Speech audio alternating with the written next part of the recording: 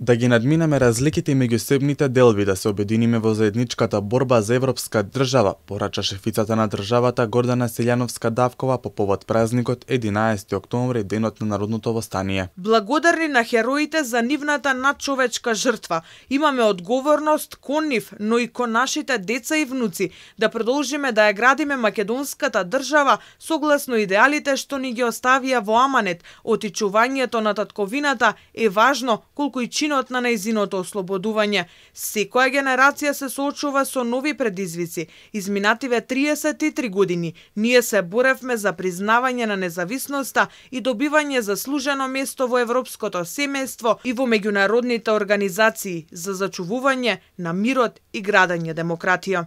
Ако нашите дедовци имаа за цел да ослободат државата, нашата цел е економски да ја развиеме, посочи премиерот Христијан Мицкоски во честитката по повод празникот. Иако се соочуваме со предизвици, ние зачекоривме во ера на економска трансформација и назад од тоа нема.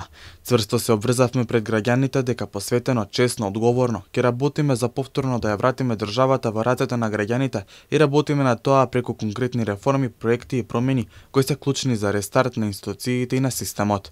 Благодарение на мудроста на партизаните, македонската држава стана реалност. Со овие зборови лидерот на опозицијската партија СДСМ Венко Филипче го честиташе празникот. Пред 83 години група млади херои ги нападна окупаторските сили во Прилепи Куманово, започнувајќи партизанската борба која ќе прерасне во општонародно движење и создавање на современата македонска држава.